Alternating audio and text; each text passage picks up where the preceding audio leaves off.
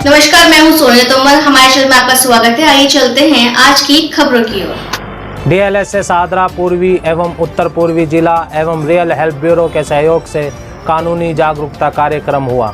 देश की राजधानी दिल्ली में दिनांक 9 अक्टूबर 2022 को एमसीडी के ऑडिटोरियम पड़पड़गंज इंडस्ट्रियल एरिया में एक सेमिनार का आयोजन किया गया, जो सादरा पूर्वी एवं उत्तर पूर्वी जिला विधिक सेवाएं प्राधिकरण डीएलएसए करकरडुमा दिल्ली एवं रियल हेल्प ब्यूरो के सहयोग से किया गया।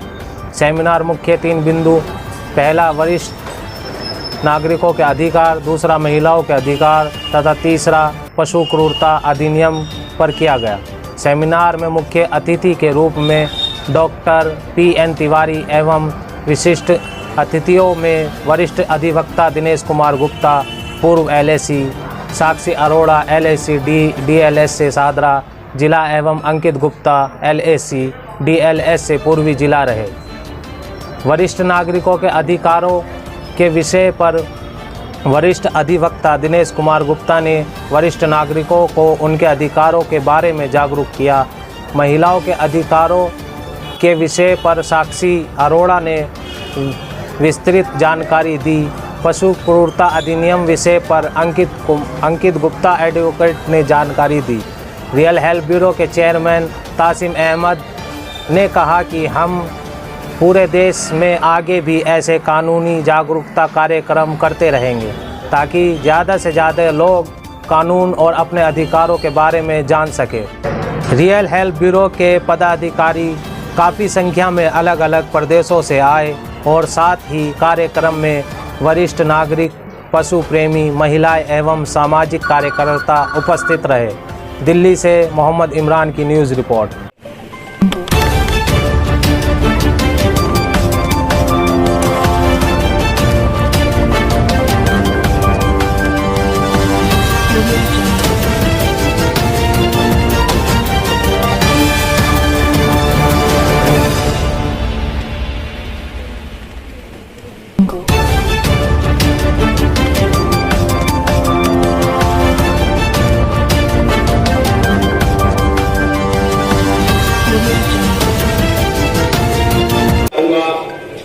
रियल हेल्प ब्यूरो के चेयरमैन तासिम साहब यहाँ आए और आज के प्रोग्राम के मकसद को बताएं। आज के प्रोग्राम का हमारे क्या उद्देश्य है। शेर पेश करता हूँ कि हमें सब मजहबों की अजमतों का ध्यान रखना है।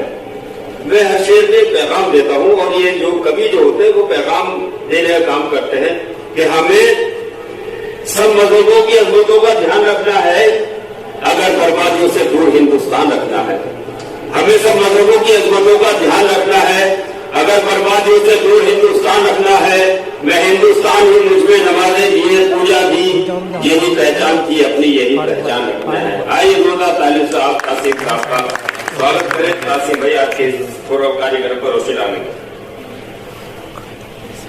सबसे पहले तो मैं सबका जो भी यहाँ उपस्थित है उनका तहे दिल से आभार व्यक्त करता हूँ कि वो लोग यहाँ पे मौजूद हैं और हमारे हमारे मुख्य अतिथि और विशिष्ट अतिथि उनका तहे दिल से बहुत बहुत आभार है कि वो आए हैं हमारे प्रोग्राम में। आज दरअसल जो प्रोग्राम है वो हमारा सादरा पूर्वी उत्तर पूर्वी विधिक सेवाएं प्राधिकरण करकरडुमा दिल्ली एवं सहयोग है हमारा रियल हेल्प ब्यूरो।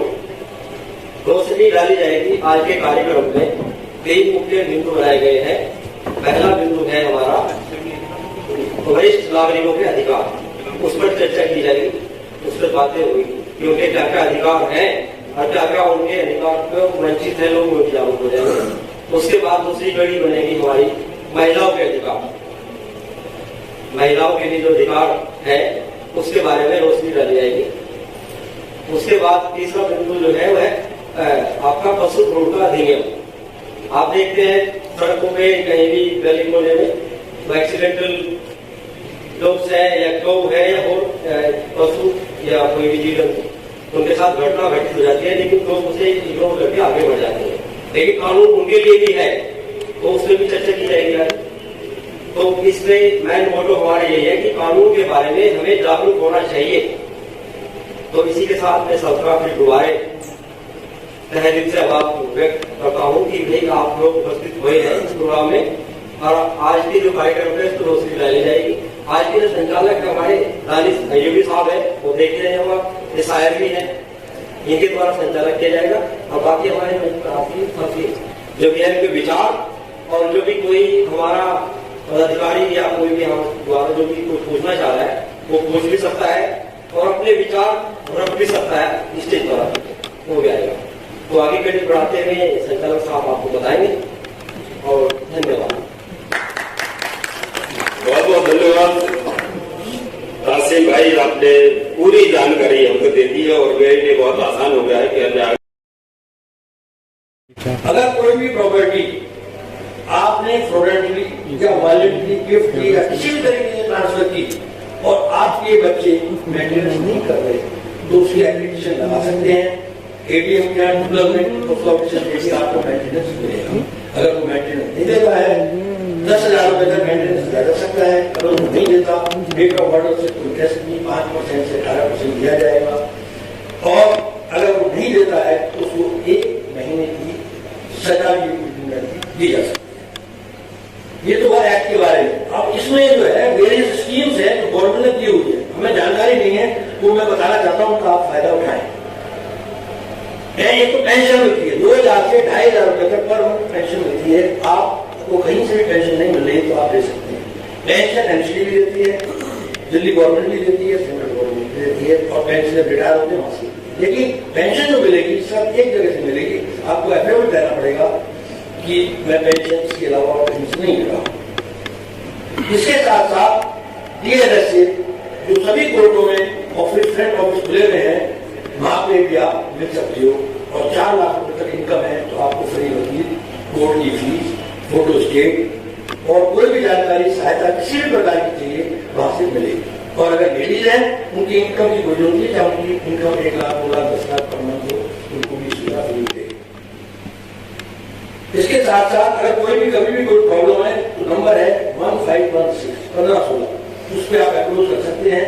वहां से आप कॉल करेंगे, आपकी अपनी कंप्लेंट दिखाएंगे, कंप्लेंट दिखाने के बाद वो एडवोकेट के पास भेजेंगे, एडवोकेट कंप्लेंट को फोन करेगा, पूछेगा कि क्या प्रॉब्लम है, उसको प्रॉब्लम बताने के बाद जस्ट आपसे डिस्कस करके आपको वकील दिलवाएंगे, जो भी आपको हेल्प चाहिए वो मिलेगा। इसके साथ साथ विधिक सेवा ऐप भी लॉन्च की हुई है, उसमें भी आप शिकायत दर्ज कर सकते हैं।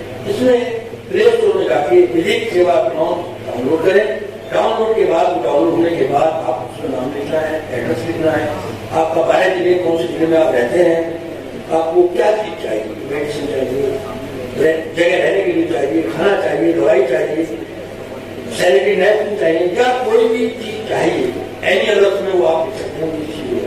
वो आपसे कॉन्टेक्ट करके वकील साहब जैसे आपको घर पे ही सब सुविधा दी जाएगी। इनकम टैक्स के अंदर 3,000 रुपए के एग्जम्पशन है। अगर आपकी उम्र 60 और 80 से ऊपर है तो 5 लाख देगी आपको। एयर इंडिया के अंदर 50% की छूट है। इकोनॉमिक कैटेगरी के अंदर इकोनॉमिक में अगर बुक कराते हैं एयर इंडिया 50% की छूट है। DGC के अंदर आप 50 रुपए का और 150 रुपए का पास और ग्रुप पास एक मशीन में बन जाएगा। सीट्स भी सीनियर सिटीजन के लिए मेट्रो में भी रिजर्व है, DTC में भी रिजर्व है और रेलवे में भी रिजर्व। रेलवे में बर्थ में नीचे वाली सीट मिलेगी, अपने आप ऑटोमेटिक अगर आप ये देखेंगे तो सीनियर से दिखाएंगे तो वो मिलेगी। MTNL के अंदर एक प्लान है 250 पर मंथ, उसमें सीनियर सिटीजन को 25% की रिबेट दी जाती है। प्राइवेट ऑर्गेनाइजेशंस, गवर्नमेंट ऑर्गेनाइजेशंस, हर जगह पे हमने देखा है कि equal pay for equal work नहीं होता है। क्या इस बात से आप सब लोग अग्री करते हैं? बिल्कुल। अब कुछ बेसिक राइट्स जो कि हर एक वुमेन, हर एक महिला को पता होने चाहिए, एंड मैं तो ये कहूंगी हर एक पुरुष को भी ये पता होने चाहिए, क्योंकि अगर वुमेन एक बैकबोन है मैन की, तो मैन भी एक सपोर्ट सिस्टम होता है वुमेन का। एक बैलेंस बना के सोसाइटी में अगर हम चलेंगे तो मैन और वुमेन दोनों को इक्वालिटी के साथ साथ हम सक्सेस भी दे सकते हैं। सबसे पहला आता है right to equal pay for equal remuneration. हमारे संविधान के अनुसार किसी भी महिला को उसकी महिला होने की वजह से डिस्क्रिमिनेट नहीं किया जा सकता, उसको उतना ही पे देंगे,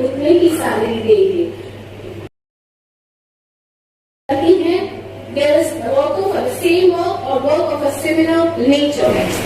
मुझे आमंत्रित करने के लिए मंच पर आसीन माननीय डॉक्टर T.N. तिवारी साहब, कासिम भाई, सीनियर एडवोकेट दिनेश गुप्ता जी, साक्षी मैडम और मेरे प्यारे भाई। अभी हम लोगों ने दो बहुत ही इम्पोर्टेंट टॉपिक के ऊपर अपना डिस्कशन सुना, सीनियर सिटीजन के ऊपर और महिलाओं के कानून के ऊपर।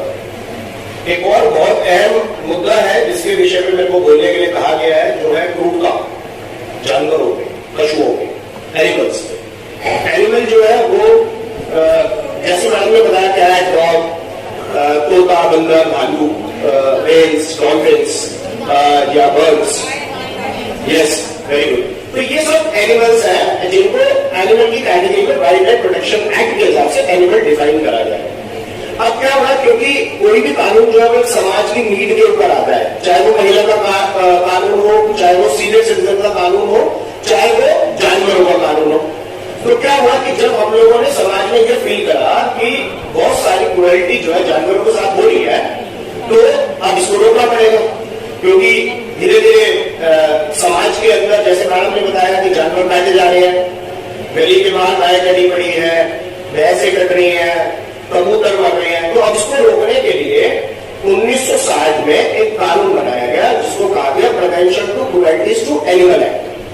मतलब कि पशु पक्षी जानवरों को क्रूरता से नहीं आप बिहेव कर सकते, तो उसके लिए एक कानून बना दिया गया। ठीक है, तो वो मेन कानून है जिस कानून के हिसाब से आज भी आप बातें रहते हैं कि आप किसी भी एनिमल के साथ कोई भी प्रकार की क्रुएल्टी नहीं कर सकते। कलकत्ता में सबसे पहले जो इसकी इवेंट है वो शुरू हुई थी 1861 में, जब ये बातें शुरू हुए थे और गवर्नमेंट ने इसको सोचा कि हमें इसको कोडिफाई करना चाहिए, तो कानून बनाया गया। एक वाइल्ड लाइफ प्रोटेक्शन एक्ट बना था जिसके अंदर ये निर्धारण हुआ है, उसके अंदर कुछ शेड्यूल्स है, गूगल करके आप देख भी सकते हैं। उस शेड्यूल के हिसाब से ये पता लगता है कि कौन सा जानवर आप पाल सकते हो, कौन सा आप नहीं पाल सकते। अच्छा, क्या कोई ये बता सकते हैं कि शेर पाल सकते हैं? नहीं पाल सकते। शेर क्यों नहीं पाल सकते? दुबई में तो मैंने देखा सारे लोग शेर रखते हैं अपने घर में, शेर, चीता, बाघ रखते हैं दुबई में। वीडियो पे यूट्यूब में देखा होगा आप लोगों ने। हाँ, अब्रॉड में ऐसा है, यहाँ नहीं है ना? क्यों यहाँ पे क्यों नहीं है? सर ये जो इंडिया है ना वो हमें ही खा जाएगा। अच्छा है, नहीं सर ये बिल्कुल सही है, ये बिल्कुल सही बता रहा है। हाँ मैडम, देखिए कानून की बात हम लोग वकील आपको कोई समझा रहे हैं, मैं उसे दूसरे दृष्टिकोण से समझा रहा हूँ। आप लोग सोशल वर्कर है, अब आप किसी के घर में गए, उसने कछुआ पाला है, हमने से बहुत लोग कछुए रखते हैं अपने घर में। आजकल लक्ष्मी जी का वाहन है, लक्ष्मी जी का वास है, कछुआ रख लिया। क्या स्टार टर्टल जो छोटे वाला कछुआ है जिसके लाल कान होते हैं, वो रख सकते हैं हम लोग घर में? नहीं रख सकते। लेकिन किसी लोग पाला हुआ है, एक्वेरियम में रखा हुआ है, नहीं कर सकते। ठीक है, तो कहने का मतलब ये है, being a social worker, being associated with this real health bureau, हमें शेड्यूल 2 जरूर करना है वाइल्ड लाइफ प्रोटेक्शन एक्ट का, जहां पे ये लिखा है कि कौन कौन से जानवर को हम पाल सकते हैं, कौन को नहीं पाल सकते। आप देखिए, बंदर को नहीं पाल सकते, तोते को नहीं पाल सकते। अभी कि लिफ्ट में बच्चे को कुत्ते ने काट लिया, सोशल मीडिया में देखा सबने, है ना? उसके बाद से कई सरकारों ने कुछ कुत्तों की प्रजाति में बैन लगाया है, उनका पाल ले सकते हैं। जैसे इंडियन आर्मी ने 5 कुत्तों को बैन किया है, रॉटविलर उनमें से एक है, पिटबुल है, इन सबको बंद कर दिया गया, इनको आप ले सकते हैं अपनी आर्मी के अंदर। ठीक है, तो इसलिए बता रहा हूं कि वाइल्ड लाइफ प्रोटेक्शन एक्ट का शेड्यूल 2 आज शाम को गूगल पे जाके देखेंगे हम लोग, ताकि हमें ये पता हो कि तोता पाल सकते नहीं पाल सकते, मैना पाल सकते नहीं पाल सकते, मैना भी नहीं पाल सकते हम लोग, मोर भी नहीं पाल सकते। मोर के पंख खाली अलाउड है शेड्यूल 1 में, उनकी खरीद और बिक्री। जो तोते हैं उनके अंदर जो लव बर्ड है, छोटी वाली चिड़िया आपने देखी होगी जामा मस्जिद पे या आपने मेट्रो ब्रिज पे दिखती है, वो लीगल है, वो आप पाल सकते हैं। ठीक है, तो वो सब कानून में लिखा हुआ है। अब हमारे कानून में इंडियन पीनल कोड, भारतीय दंड संहिता बनी हुई है 1860 की। 1860 में आईपीसी आया था, किसी को पता आईपीसी क्या होता है? इंडियन पीनल कोड क्या होता है? भारतीय दंड संहिता। भारतीय दंड संहिता क्या है? बड़े इंटेलिजेंट सोशल वर्कर है सर आपके कासिम सर, जिसमें क्रिमिनल ऑफेंसेस डिफाइंड है हमारे देश में। जहां पे कोई भी अगर आप कार्य करते हैं, क्रिमिनल ऑफेंस कहीं डिफाइंड है तो वहां पर है। तो अगर किसी जानवर के प्रति क्रूरता हो रही है तो उसमें सेक्शन 428 और 429 के तहत सजा का प्रावधान है, उसमें अरेस्ट भी हो सकता है। ठीक है, हमें बेसिक नॉलेज नॉलेज होनी चाहिए जो रियल हेल्थ ब्यूरो का उद्देश्य है। ठीक है, संविधान के अनुच्छेद 51A में आर्टिकल 51A वहां पर हमारी ड्यूटीज लिखी गई है, हमारे कर्तव्य क्या है। आप लोगों को क्या पता है कि अगर वार छिड़ जाए, जैसे अभी यूक्रेन और चाइना का वार हो रहा था, तो क्या हमारी सरकार हमारे हाथ में बंदूक लेके हमें कह सकते हैं कि वॉर फ्रंट पे जाओ? आए ना? मैं एक सिविलियन हूं, मैं वकील हूं, मैंने कभी बंदूक नहीं चलाई, कुछ नहीं करा। क्या वॉर की स्थिति में मेरे को कह सकते हैं कि तुम जाओ वहां पे और बंदूक लेके सामने लड़ो? यस या no? Answer is yes. Yes क्यों यस? कहां लिखा है यस? यस तो हमने बोलते कहां लिखा है सर? कहां लिखा बताओ कैसे यस? नहीं ऐसे नहीं, फिर यस का जवाब कैसे आया? आर्टिकल 51A के अंदर जो 8 लो ड्यूटीज लिखी है उसके अंदर ये लिखा है कि अगर स्टेट चाहे तो आपको कभी भी देश हित में, राष्ट्र हित में वॉर फ्रंट पे भेज सकती है। दूसरा उसमें जो इंपॉर्टेंट है, लास्ट 5 मिनट है मेरे पास, 4-5 मिनट खत्म, ठीक है। लास्ट जो 51A के अंदर एक ड्यूटी लिखी गई है कि आपको अपना वाइल्ड लाइफ प्रोटेक्ट करना है, जीव जंतु के साथ कंपैशन रखना है। तो आप समझिए हमारे देश में कोई भी कानून आता है ना वो संविधान से आता है, it comes from the constitution. तो कॉन्स्टिट्यूशन के आर्टिकल 51A(G) में, 51A के G में लिखा हुआ है कि आपको जितने जीव जंतु हैं उनके साथ कंपैशनेट रहना पड़ेगा, जानवरों के साथ कंपैशनेट रहना पड़ेगा। वहां से ये वाइल्ड लाइफ प्रोटेक्शन एक्ट आता है। समझिए, समझ आ रहा है? नहीं आ रहा? बहुत सारी जजमेंट है। अभी रिसेंट में आपने देखा होगा कि वो एक हाथी के मुंह में एक तरबूज में पटाखे भर के उसको खिला दिया गया और वो फट गया और वो नदी में बहुत टाइम तक खड़ी रही और कोई प्रोटेक्शन यूनिट नहीं आई और वो मर गई। अल्टीमेटली हथनी जो थी वो बच्चा भी था, शी वाज प्रेग्नेंट, आई थी वो बच्चे के साथ। तो ऐसे बहुत सारे इंसिडेंट आप लोगों ने देखा कि पीछे सोशल मीडिया पे कुछ लड़कियां पिल्ले को, कुत्ते के जो बच्चे को वो अपने पैर से रोक रही थी, दबा रही थी। कई आपने देखा कि अपनी गाड़ी के अंदर गाय चोरी करने के लिए भर के ले जाते हैं, ऐसी वीडियोस। तो ऐसे में हम लोग 428, 429 IPC की कंप्लेंट दर्ज करा सकते हैं। ये कंप्लेंट कहां दर्ज करानी होगी? लोकल पुलिस के पास करा सकते हैं, स्पेशल एनिमल वेलफेयर बोर्ड के अंदर करा सकते हैं, संजय गांधी एनिमल जो हमारा बना हुआ है रवि गार्डन के पास, वहां पे आप करा सकते हैं। सबसे सिंपल है 100 रुपए को कॉल कर दीजिए। अगर ऐसे कुछ होना तो दिल्ली पुलिस अपने आप उसको टेक केयर करेगी। ठीक है, तो ज्यादातर इसमें पनिशमेंट का प्रावधान है, 3 साल तक की पनिशमेंट, 25,000 तक का जुर्माना, ऐसे प्रोविजन कानून पे दे रखे हैं। वो सब आप बिल्कुल करोगे तो सब मिल जाएगा। इनिशियली ये समझना है हमें कि कौन कौन से जानवर पाल सकते हैं, कौन कौन से नहीं पाल सकते। ठीक है, 90% हमारे देश की आबादी को ये नहीं पता कि हम किसको पाल सकते हैं, किसको नहीं पाल सकते। अगर हमें ये पता लग जाएगा तो हमें समझ आ जाएगा कि गाय को पाल सकते नहीं पाल सकते। आपको पता है गाय को भी रजिस्टर करके पाल सकते हैं, ऐसे नहीं पाल हो रहा है भाई, ये कानून के अंदर है। आपको पता है कि जितने देश के अंदर डॉग्स है, म्युनिसिपल कॉर्पोरेशन की ड्यूटी है कि हर एक डॉग को टैग करना और उसका रजिस्टर करना, ये उनकी ड्यूटी है। अच्छा, तो कोई हमारा कुत्ता काट ले तो क्या मुआवजा मिलेगा? नहीं मिलेगा।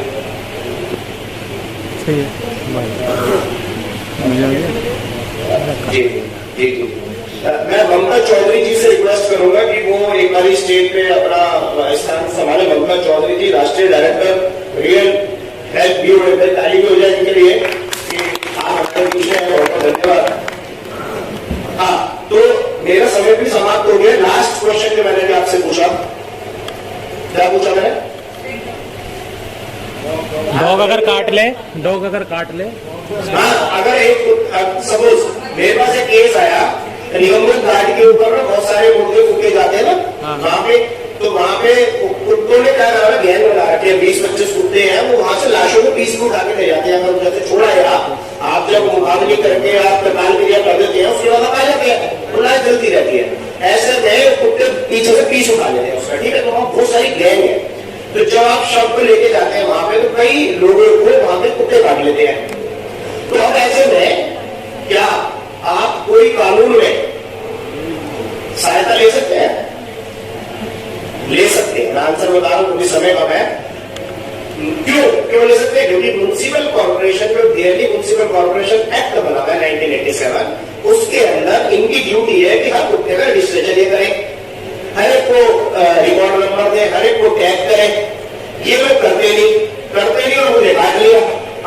लिया तो मैं गया डॉक्टर के पास, उसने मुझे सुई लगाई, मेरा एक बिल बना, तो मैं अपना मुआवजे का केस जो है वो दिल्ली म्युनिसिपल कॉर्पोरेशन पे डाल दूंगा, ये कहते हुए कि तुम्हारी ड्यूटी थी, तुमने इनको रजिस्टर नहीं करा और वैक्सीनेट नहीं करा, स्टरलाइज नहीं करा। तो ऐसे में आपके ऊपर राइट्स है।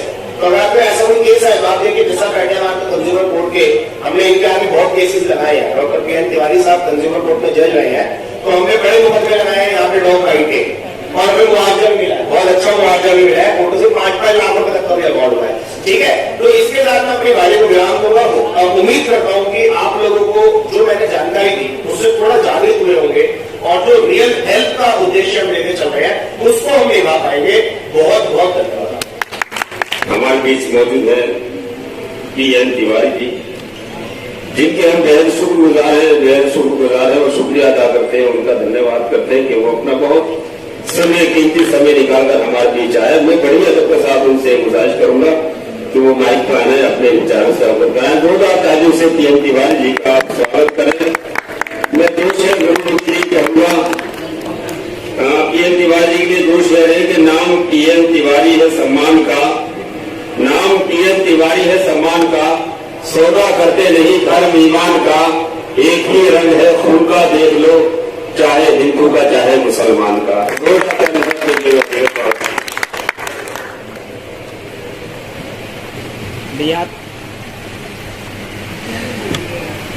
बहुत बहुत धन्यवाद। काफी कुछ घोषणा के कारण टाइम निकला, लेकिन मेरे लिए काफी परिचय दिया। सबसे पहले तो मैं ये कहूंगा कि जो आज ये कानूनी जागरूकता सेमिनार है, शिविर है, चल रहा है, इसमें सबसे ज्यादा कानूनी जागरूकता किसके पास है? मेरे हिसाब से वो नसीम भाई के पास है। क्यों? आज का दिन पता नहीं इन्होंने क्यों चुना। आज एक तो शरद पूर्णिमासी है, वाल्मीकि जयंती है और ईद उल मिलाद का दिन, तो ये 3 चीजें एक साथ इकट्ठी हुई और ये आज हुई। और दूसरी बात, आज इस सम्मेलन में 3 ही टॉपिक रखे गए जो तीनों हमारे समाज के लिए जरूरी है और उनके लिए तीनों प्रकार जो वक्ता थे वो हमारे बीच में है। तो ये आज एक 3 का समन्वय ऐसा बना कि वाकई में यहाँ आना, सुनना और इसी इन बातों को आगे बढ़ाने के लिए आप लोग हैं। और इसका मकसद यही है कि जो भी हम लोग आते हैं या बुलाए जाते हैं, कुछ न कुछ बातें बताते हैं, आप लोग इनको सुनते हैं और इन्हें आगे बढ़ाते हैं। तो जागरूकता यही है, एक से एक आगे बढ़े। वो बात दूसरी है, जैसी बेटी ने कहा कि गुजरात में, मैं तो गुजरात से ही हूँ, बहुत ऐसी चीजें हैं जो राज्य सरकार के तहत केंद्रित होती है। मैं गुजरात बड़ौदा से हूँ, लेकिन कुछ ऐसी बातें होती है जो पूरे राज्यों में, देश के अंदर होती है। तो हम एक छोटी छोटी चीज पे अपना ध्यान केंद्रित न करके सबसे जो मुख्य बातें हैं हम उनको लेके चलते हैं। यानी जैसे सबसे पहले हमारे गुप्ता जी ने वरिष्ठ नागरिकों के अधिकार बताए। ये आया क्यों? 2007 में तो शुरू हुआ, लेकिन नवंबर 2011 में 4 साल के बाद में एक केस आया। केस क्या था? एक बुजुर्ग दंपति थे जो 84 और 80 साल के थे। एक उनका बेटा था, 2 घर थे उनके। बेटे की शादी हो गई थी, उसको अलग कर दिया, खुद अलग रहने लगे। थोड़े दिन के बाद में बेटे ने उन दोनों माँ बाप को घर से बेदखल कर दिया, न पैसा दिया न कुछ दिया। वो सड़क पे आ गए। किसी आप ऐसे सामाजिक कार्यकर्ता ने उनको समझाया कि आप कोर्ट की शरण में जाए, शायद कुछ आपको मिल जाए। और वो केस पहला केस था जो इस कानून के दायरे में आया। कोर्ट ने वहां पर उनको घर भी दिलवाया, महीने का पैसा भी दिलवाया और देख रेख करने का जो जुम्मा राज्य सरकारों का होता है, चाहे वो वृद्धाश्रम हो, चाहे उनके मेंटेनेंस का हो या मेडिकल का हो, वो उनका प्रोविजन कराया। तो वहां से जाकर के इसका शुरू हुआ। तो ये क्या है? ये सिर्फ कानून तो बन गए, किताबों में भी आगे आर्टिकल बन गए, सेक्शन सब कुछ पढ़ेगा कौन, समझेगा कौन। अभी मेरे छोटे भाई ने बोला कि हाँ ठीक है, कुत्ते के काटे के कारण कुछ मुआवजा देना पड़ा, ठीक है, सिचुएशन ऐसी थी, उनको भी सबक मिला और दूसरों को भी मिला। तो ये जागरूकता कैसे आएगी? सिर्फ आप लोगों के मार्गदर्शन से, जो आप 1 से 10 से 100 को बताएंगे। हम लोगों को तो ठीक है, एक सिचुएशन पॉइंट आ गया, हमें जब कोई मिलेगा बताएंगे, नहीं मिलेगा। आपका तो एक कंटिन्यूस प्रोसेस है जो बताते हैं। इसके बाद हमारा टॉपिक था, बेटी ने बताया कि महिला सशक्तिकरण, वुमेन एम्पावरमेंट। ये ऑलरेडी 2 शब्द है, एक महिला हो गई, एक सशक्तिकरण हो गया, लेकिन ये दोनों को मिलकर के उठाए कैसे? जब तक समाज में हमारी सोच नहीं बदलेगी, ये कानून किसी काम के नहीं। और ये शुरू कहां से होता है? आज का पेपर अगर आपने पढ़ा है, 3 दिन की बच्ची को मां ने पूरे डाल में देखे। क्यों? क्योंकि वो लड़की हुई। एक और केस आया जिसमें मां ने अपनी बेटी को प्रोसिक्यूशन के लिए फोर्स किया। आज के पेपर में ये क्या है? ये ऐसी मानसिकता है जो खत्म नहीं हो रही, चाहे कितने कानून लग रहे, चाहे ये दादा में आ जाए, ये जब तक मानसिकता हमारी खत्म नहीं होगी, कम नहीं होगी, इस तरह के ये प्रावधान बनते रहेंगे, हम लोग भाषण देते रहेंगे, कोई फर्क नहीं पड़ेगा। आप गांधीनगर से हैं, मैं बड़ौदा की बात कर रहा हूँ, राजकोट की बात कर रहा हूँ, सूरत की बात कर रहा हूँ, अहमदाबाद की, वलसाड़, कहीं भी चले जाओ, जो डीएलएसए की एक्टिविटी दिल्ली में है, और वो आज से नहीं है कि आज सरकार नहीं आई तो नई सारी एक्टिविटी हो रही, कुछ नहीं है। ये सब चली आ रही है 10 साल से, और डिपेंड करता है कि उनके जो पदाधिकारी आते हैं उन्हें कितना इंटरेस्ट है सोशल एक्टिविटीज में कार्य करने के लिए। इनके लिए जुडिशियल ऑफिसर्स अपॉइंट होते हैं, लेकिन फिर वही बात आती है कि हमारे 10 सोशल वर्कर है, 2 बहुत एक्टिव है, कैटेगरी सबके सोशल वर्कर है, वो 2 सबसे ज्यादा काम करते हैं, बाकी सब शांत करते हैं।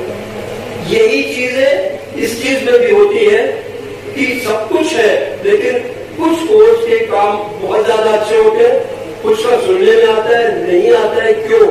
ठीक है, काम चल रहा है, लेकिन ये चीजें फिर भी दिल्ली में डीएलएसए के तहत, इस प्लेटफॉर्म के तहत बहुत अच्छी तरह चल रही है। सिर्फ एक अवेयरनेस ही नहीं, और भी एक्टिविटीज है, वो सब की ज्यादा डिटेल जरूरत नहीं है।